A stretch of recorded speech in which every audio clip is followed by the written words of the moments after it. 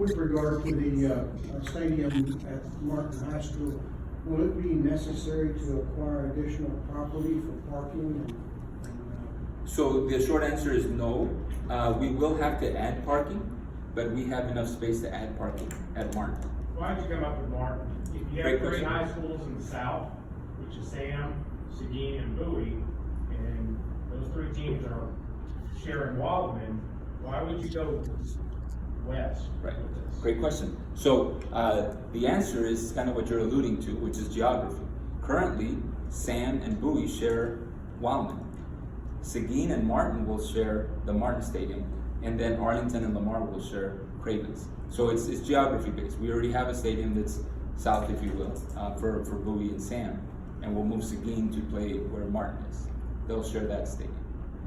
And Cravens will be Arlington High and Lamar. Understanding that all three will be up to standard. And that's really important because sometimes this gets lost in building a new stadium, but what about the old ones we have and all that? They're both getting upgrades to bring them all to standard. Yes? When you mentioned you have room for parking, I assume you're talking about on the north side? Yes. of the campus. Yes. Yes. Yes. What is your proposed timeline for completion? It's a great question. And so all of this within 5 years. So our 2014 bond was very aggressively implemented in terms of our timeline within 5 years, and here we are, 2019, 5 years later. This same thing for this bond within 5 years. So all the school replacements, the stadium, the full day pre-K, the condition work at the schools, the transportation, all the things we talked about within 5 years. Obviously the phasing is really important. Just to give you a little bit more detail, Webb Elementary, for example, in North Arlington off of Cooper Street by the hospital. We can build a new Webb and keep the old Webb open because there's enough real estate there, and we'll actually push it further away from Cooper, which would be nice. And then we'll close down the old Webb and knock it down. Not the case with Thornton and Berry. We'd actually have to relocate students into what is currently Knox and Roar. When we rebuild those two, we would shut these two down, redistribute the students and all that. We want to minimize the disruption, and we have a plan to do that right off the bat. Did we spend everything in the 2014 bond? So, yeah, where's Cindy? Where's Yeah. Cindy? So, I mean, I'm- no, it's a great I mean, question. is there surplus, or did we go? So that's a great question. Very important, and I'm going to answer your question, but I'm going to start from kind of the beginning. I don't know if Cindy mentioned, but this bond is not to finish the 14 bond. That's really important. Some districts do that, we don't. Where you try to get another bond so you can finish this, whatever the price is and all that. That's not what this is. That's one. The other is that the bond will be completed within budget. The 2014 bond will be completed within budget. And so it took us, quite frankly, about 4 years to be able to say that, with construction costs rising within these 5 years of 14. But we have done all the calculations and we will be within budget and hopefully have a small surplus. And I mean small. Well, this bond is not, and correct me if I'm wrong, but this bond, we discussed this a lot in the committee, is not, as Dr. Vasos says, is not, no money from this bond That's is to correct. take care of something that couldn't be funded because it was not managed correctly or was not estimated correctly at all. But there is an element of people who voted for the 2014 bond and agreed to those things and thought those should be the first priorities, had discussions that next, after we've done that, these should be our next set of priorities. And those were used as kind of the base to build this on, the foundation. And so it's not money, there's no money here to take care of anything that wasn't done, but there is money to be proposed here to take care of what expectations of the community were for what should come next. That's correct. Because there were a lot of people making trade-offs. If I agree to support such and such, be it athletics or fine arts or capital improvement, for various buildings or whatever it happens to be, I really wanted to see fill in the blank. All right, then wait till next time and we'll consider that. But it's gonna have to be new money taken care of after we have addressed these other things. So even though it's not It's not like if you've got a development, it's gonna be in 2 phases, and you can't, you get to almost finishing phase 1, we ran out of money, going back for another loan. It's not that. This is the money for phase 2, if you choose to do that, but it's been handled, in a very prudent manner on the front end with the first one. Yeah. And we have to, keep in mind that deferral continues to compound in cost, right? And so the original assessment is 1.2 billion, and we went to 966. Original 663 back in 14 was something like 800 million in the assessment.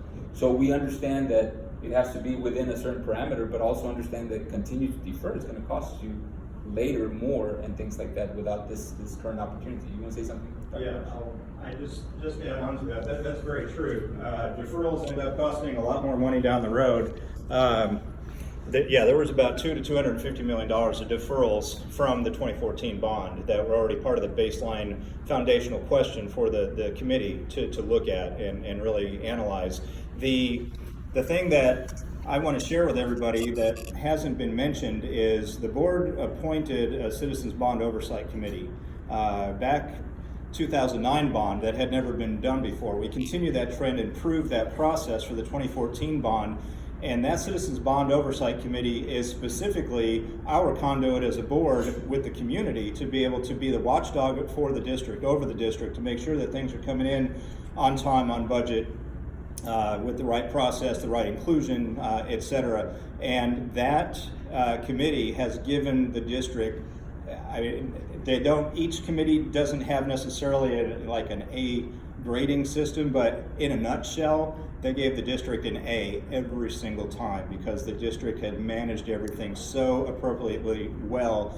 With that, just an aside, the 120 plus different projects, 90 going on pretty much simultaneously with the 2014 bond, and there's a few hiccups here and there, but for the most part it was flawless compared to some neighboring districts that I won't name that literally only had about 4 projects, and they made the headlines because of such a disastrous implementation that they had. So the community basically with the Citizens Bond Oversight Committee is our double check for the community to stamp, yes, we by golly do trust the district. They did what they said they were going to do.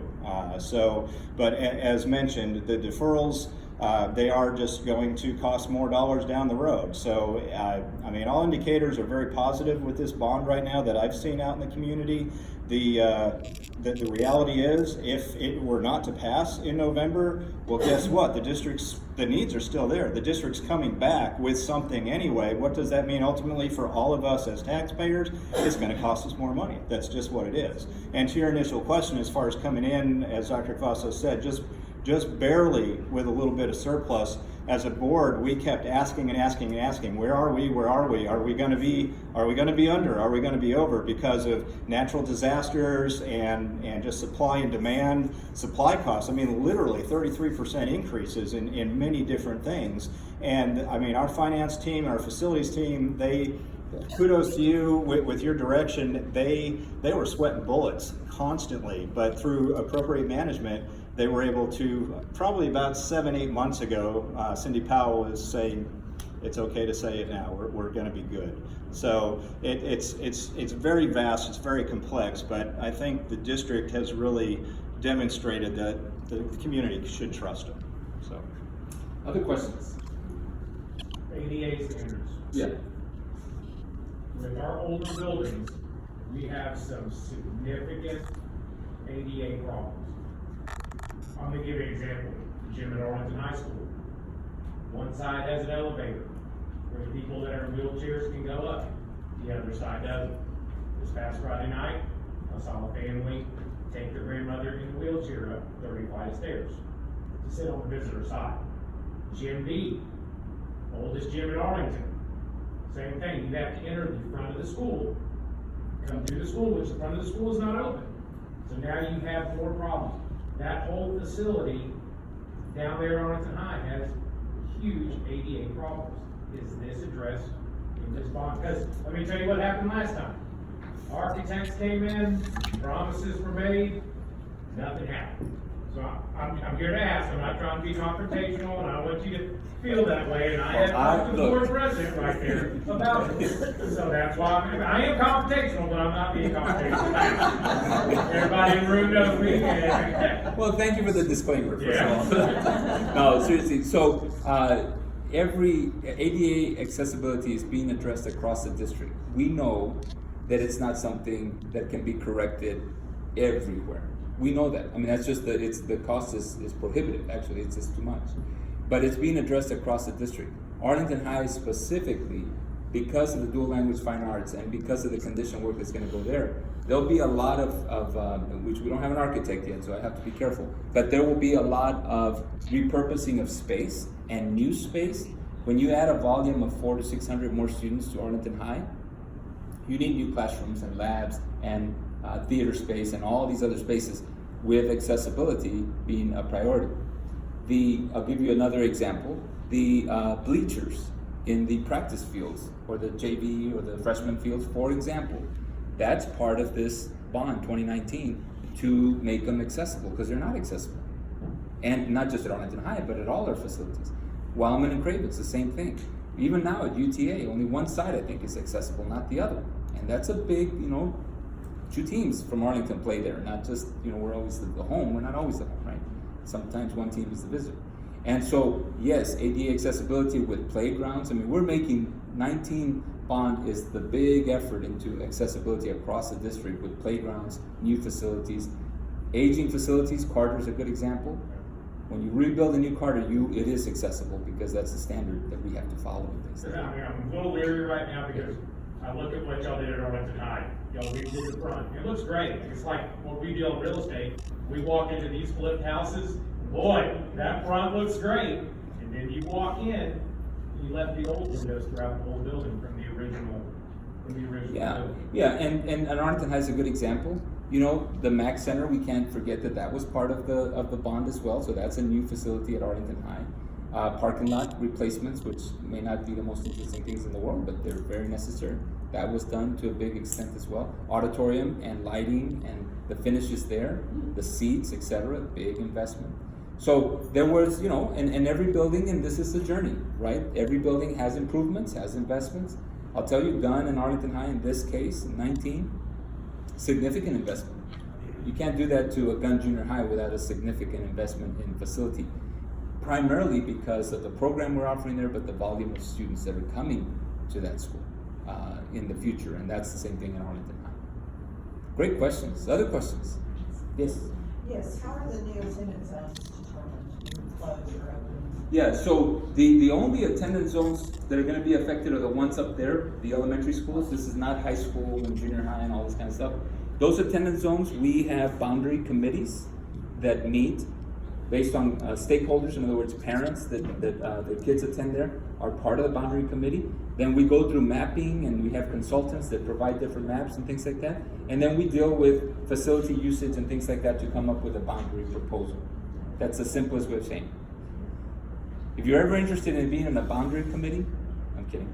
Yes. How are we making contractors? Based off lowest bid? So it's the efficiency and the best value for the district. So it's not necessarily lowest bid. That sounds like lowest bid. Yeah, no, it's not, because, Efficiency and value. no, but we have examples where we haven't taken the lowest bid. Because it has to be the right contractor that can do the job and has the experience. So give you a perspective, before 14, we had many years without a significant bond. 14, 127 new projects going on, a number of architects, I think close to 21, and a number of contractors. The district has a lot now of experience with the different contractors, the different architects, and so our selection process is gonna be a large base like it was before, but now with much more, I guess, information based on past performance. It's gonna be a significant indicator of whether they'll be selected. And that's the way, because that's the other value of these 5-year, like we're doing, 14, 19, is you get experience and you understand who can produce what and who can't. And I'll be transparent about it. We had some that couldn't, and that's as far as I can go. Cindy's not here, so I'll go a little further. But and so we learn. But not only learn, we also make those, indicators for the next decision as to who can perform, what kind of projects they can perform on, etc. I'll just leave it at that. Other questions?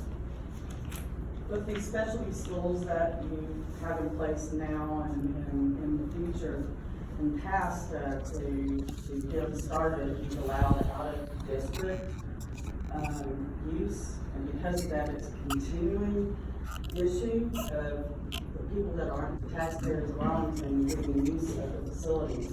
Have y'all rethought how to do that in the future where this will be more centric to Arlington? Yeah, we have. And so we have a couple of dynamic issues happening, and I'm going to keep it as brief as possible, but it's a complicated issue. When we first opened Corey and Jones, we had to attract to make sure we have enough students, right? And so part of that attraction became out of district as well. But once out of district are in, right, then you have out of district students. And when you have a sibling consideration, then you have sibling consideration for out of district students as well with those families. What we left open last year was a small group or a small percentage of out of district, still in that spirit. We know because, and again, we haven't had these programs for 10, 15 years. There hasn't even been one cycle that's gone through the school. So it continues to change, and I appreciate the board's patience on some of this because it continues to change based on volume and things like that. So for next year, we will not be taking out-of-district transfers. Doesn't mean everybody that is interested is going to necessarily get in because the volume is so much.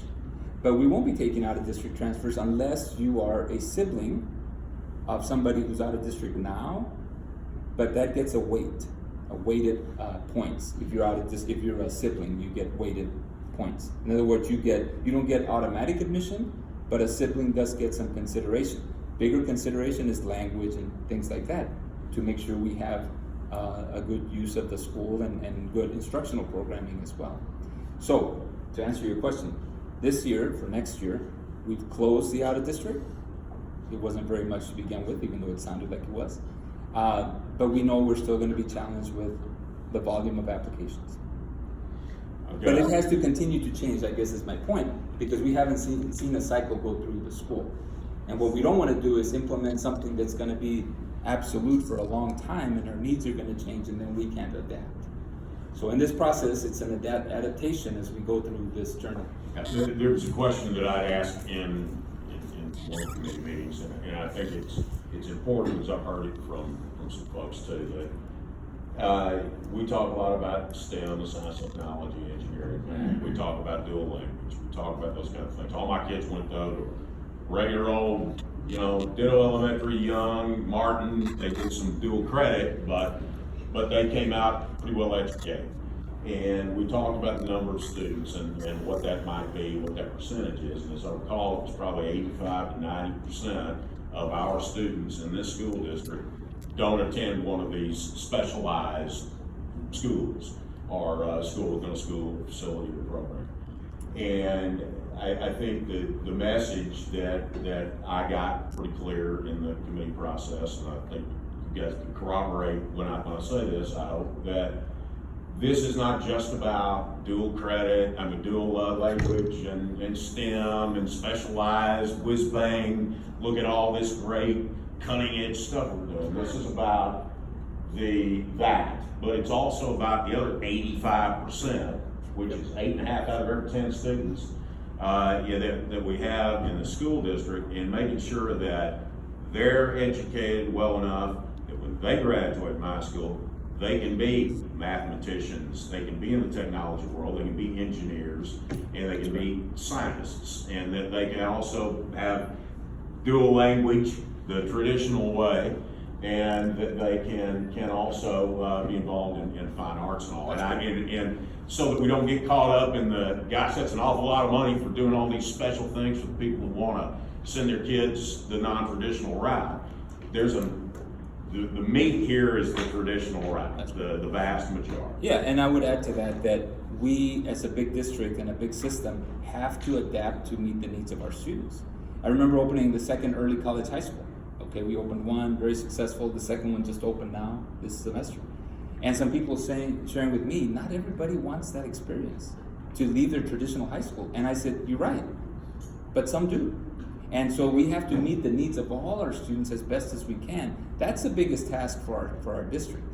Athletics, fine arts, extracurricular, IB, AP, dual language, I mean, go down the list. STEM, meeting the needs of all our students is a big task. And I think in Arlington, we've adapted well, but we also need to be efficient. Closing facilities, consolidating facilities. Those are not easy discussions to have, certainly not during a bond program that we're gonna close schools, 2 schools. But it's also important to know that we have to address efficiency in our system to continue to offer programs that the kids we know are desiring. Career Tech is a great example in the Dan Diper Center. Great example in terms of the number of students that are taking advantage of the specialized courses there across our high schools. Also reduce the use of the high schools. It was an efficiency also.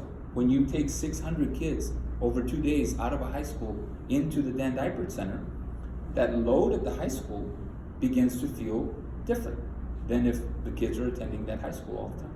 So I appreciate that. That's absolutely accurate. So other questions? If not, it's time to go. I can sense it. Thank you, Dr. Gillespie.